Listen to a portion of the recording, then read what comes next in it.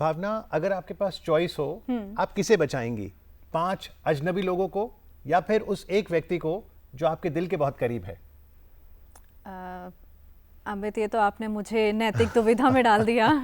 सोचिए, 5 strangers, will you save them or the one you love?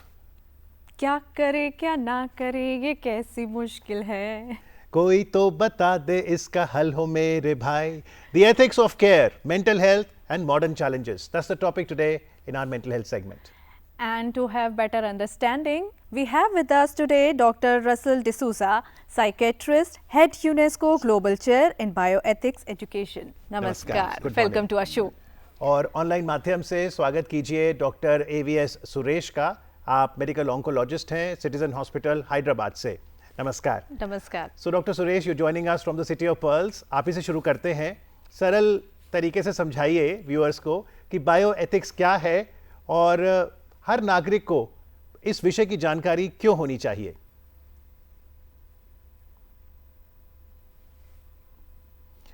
Doctor साहब, please unmute. Doctor Suresh, please unmute yourself. जी, let me ask that question to you, Dr. Russell. What is bioethics in simple words?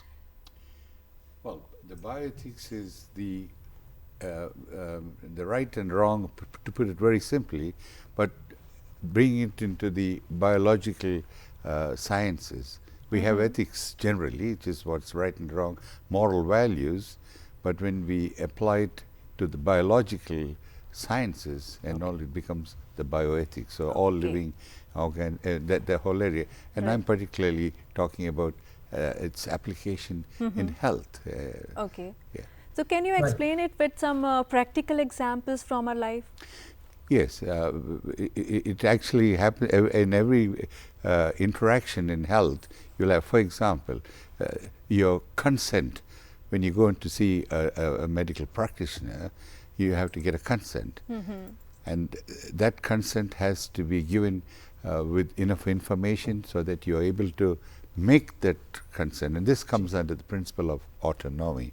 So for a simple person out there, his right to know and have make the decision is up to him, and it's for us to give that information, be aware that he must understand it, the language and all this, so that they make informed decision. जी, बिल्कुल सही. और आपने भी अनुभव किया होगा कि जब हम जाते हैं कभी अस्पताल ट्रीटमेंट लेने, तो हम अपनी कॉन्सेंट देते हैं, और कहीं ना कहीं जैसा डॉक्टर रसल ने कहा, जो पहला प्रिंसिपल है बायोएथिक्स का, ऑटोनॉमी, जहाँ पे पेशेंट के पास पूरी जानकारी होनी चाहिए, उस पर आधारित है. डॉक्टर सुरेश, मैं आपसे जानना चाहूँगा, आप बायोएथिक्स को कैसे परिभाषित करेंगे और क्यों हर नागरिक को इस विषय की जानकारी होनी चाहिए? बिल्कुल, जैसे डॉक्टर रसल ने कहा था, बायोएथिक्स का मतलब ये होता है कि ये एक विज्ञान है जहां पे हम क्या सही है क्या गलत है, विदाउट एनी पार्शियलिटी, इम्पार्शियली हम इसका एक डिसीजन लेने में हमको मदद करता है.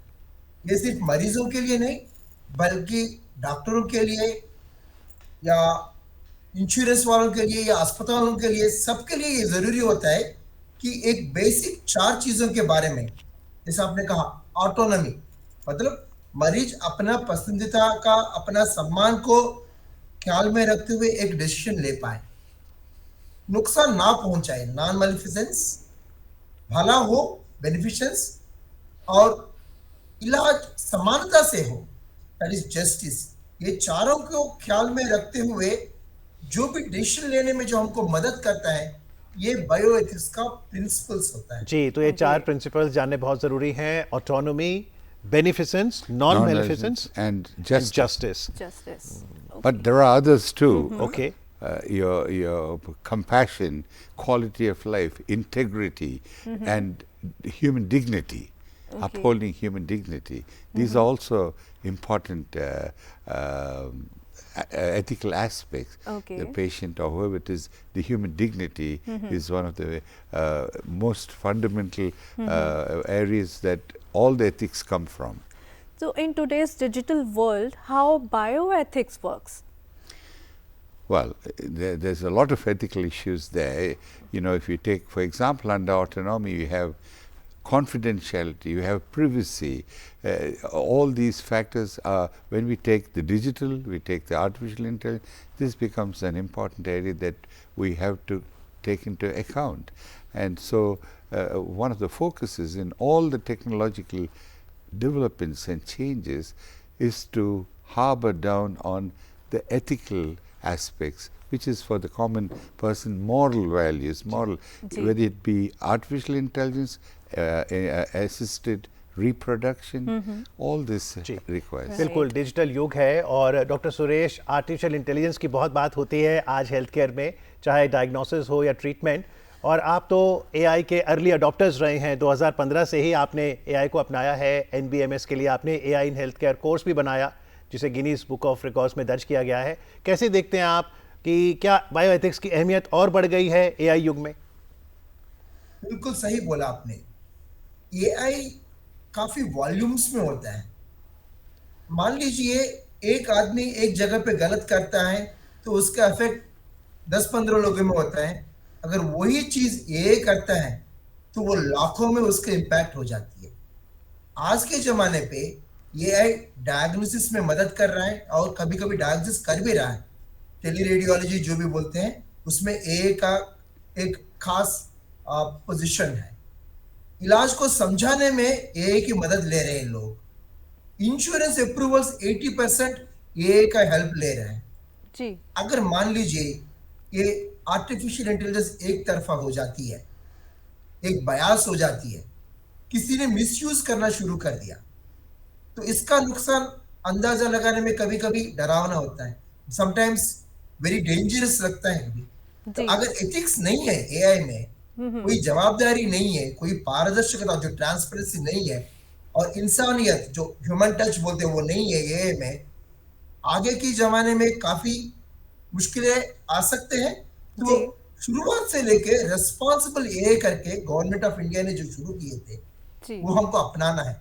एथिक्स को एआई में इंटीग्रेट करना है।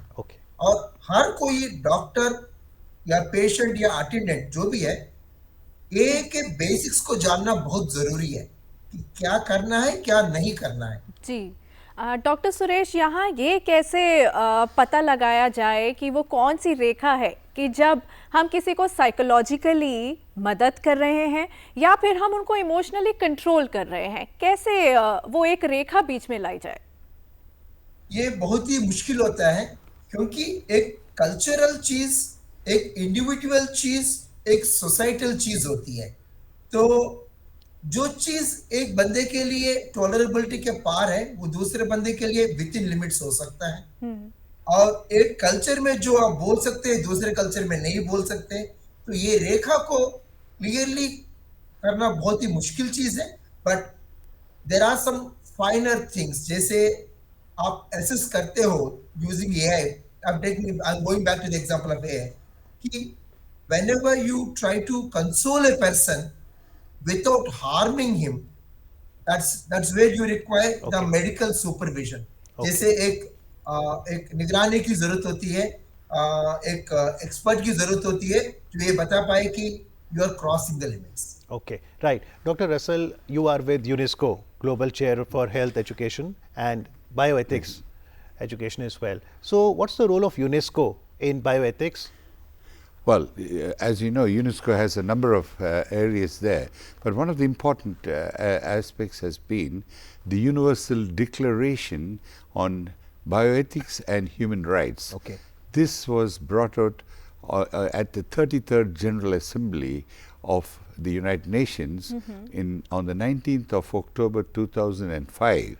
And very interestingly, India, the government of India, was on the executive when they brought this out, and the whole world, 195 or 200 countries, on that day accepted and signed the acceptance of the Universal Declaration on Bioethics and Human Rights. So what does it mean for Indian citizens? Yes, the importance of this is, we've all heard about what we just heard about autonomy, benefits. This has been there for a long time, and we have got such things as dignity and so forth. But what this declaration, which was worked out by the governments of all the major countries, brings in the future, such as biodiversity is one of those principles. The sharing of benefits, what we saw, the research from COVID vaccine, where we shared, these are part of that. Another important area is protecting the future generation. For example, the climate is one, but also antibiotic resistance. We now have to care for the next or the future generation. Interesting you mentioned biodiversity there, and what a coincidence that 22nd of May today is World Biodiversity Day. So, Dr. Russell, do you think from the time humanity started talking about bioethics, the definition has evolved today to also encompass biodiversity? And that's why the Universal Declaration came in. Ethics has been there. Probably India is one of the oldest. The first came not only Charak, but before that was the Siddha. In 3000 BC, before the rest of the world, Siddha had already put what are the requirements that a Siddha physician should do. Then comes the Charak, and then of course the Hammurabi later. And finally, of course, what we see now is the result of the Second World War, where doctors, 27 doctors, were convicted at the Nuremberg trial for unethical practices. And so the Nuremberg Code has come in, and then came the Helsinki Decree. So medical have become important there. But now in 2005 comes the advanced, where we look at biodiversity, we look at the future we have an ethical responsibility for the future generations, right? And those type of sharing of benefits, solidarity, all these areas. True. Yeah, but talking about India, India is culturally diverse. Yes. So in that case, how universal that law works for that? Well, in the 15 principles, there are so many areas that actually will assist and benefit India with its cultural diversity. Cultural pluralism is also included in this. There is non-stigma, non-discrimination. There is social responsibility and health.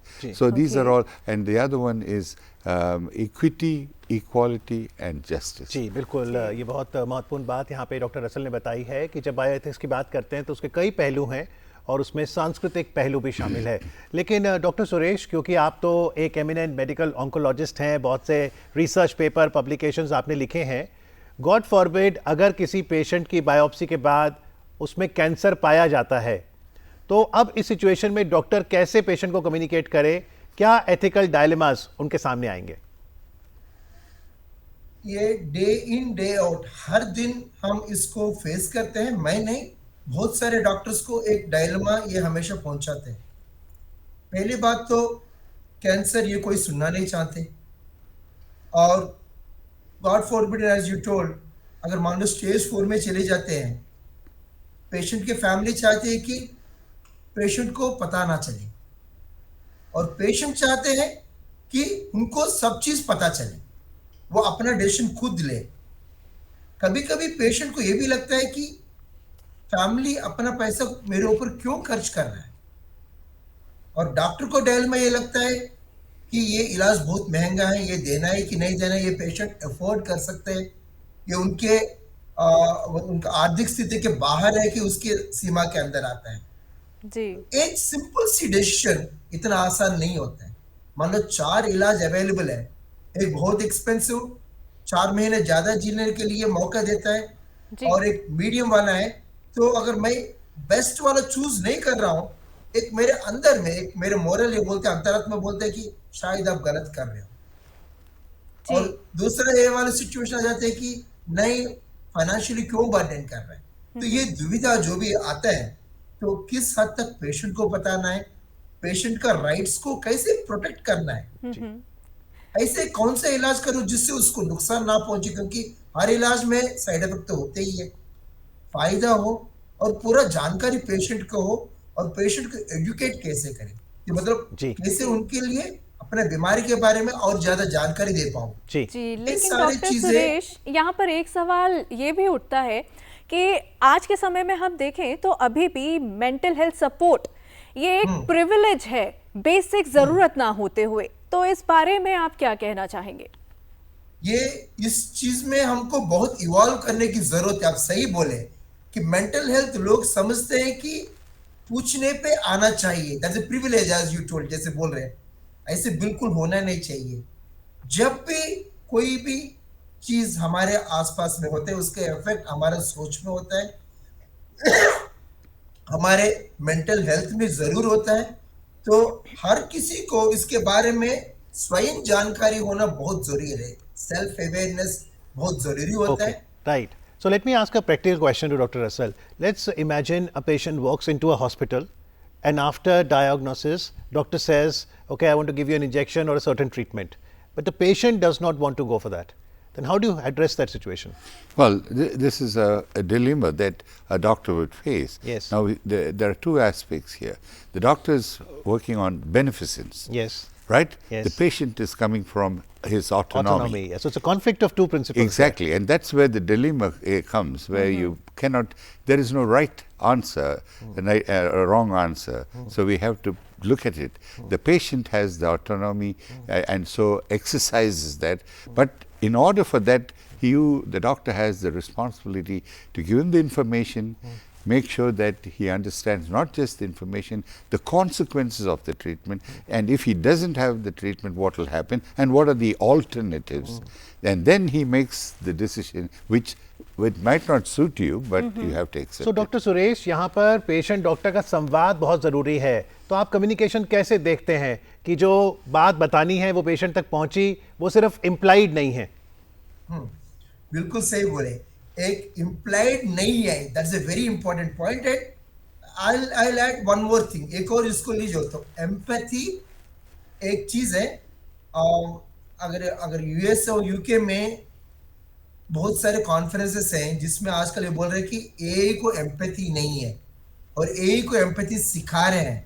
अच्छा। तो human और AI के बीच में जो gap है वो एक human touch के बगैर एक एम्पैथी है, एक अंडरस्टैंडिंग है, और जो कम्युनिकेशन में बहुत ही मान्यता रखती है। ओके, जी, सबसे पहले हर कोई डॉक्टर अच्छे से सुनना जरूरी है कि पेशेंट क्या कहना चाहते हैं और क्यों कहना चाहते हैं, व्हाट आर द सर्कमस्टेंसेस, जी। इस आपको वो हमको ये कहना चाहते हैं, और इसके हिसाब से मॉड्यूलेट करके अपने आप को बदलते हुए पेशेंट को समझने, मतलब आसानी से समझाने वाले लैंग्वेज में मेरे को समझाना Dr. जरूरी Suresh, होता है। we like to share a very happy news also with all the viewers that come November of next year, 2027, India will proudly host the 19th edition of World Bioethics Conference. That's Yes. a very welcome news. Yes, and that is very important because this world, it was the UNESCO's World Bioethics Conference. 18 have happened. This year it's in Portugal. Last year it was in Ljubljana. So it happens every year. Every year, Okay. and the world comes together. But it has never come to Asia or to India. But we've been able to bring it on the November next year to India. But very interestingly, this is the first time that we are bringing the World Bioethics Conference, but along with the film festival, films that bring out bioethics. Wow, Yes. bioethics पर फिल्में भी Yes, बनाई जाएंगी। that is, and in fact, that is one of the Interesting. methodology we use for teaching.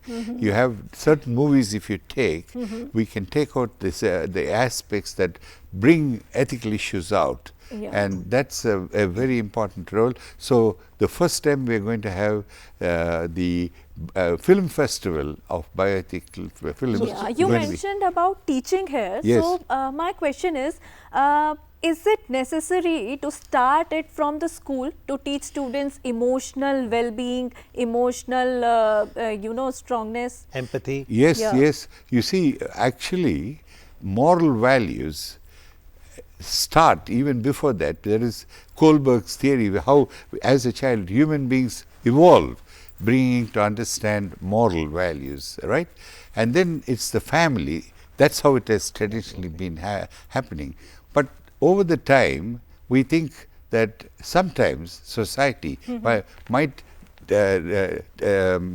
not or change the already innate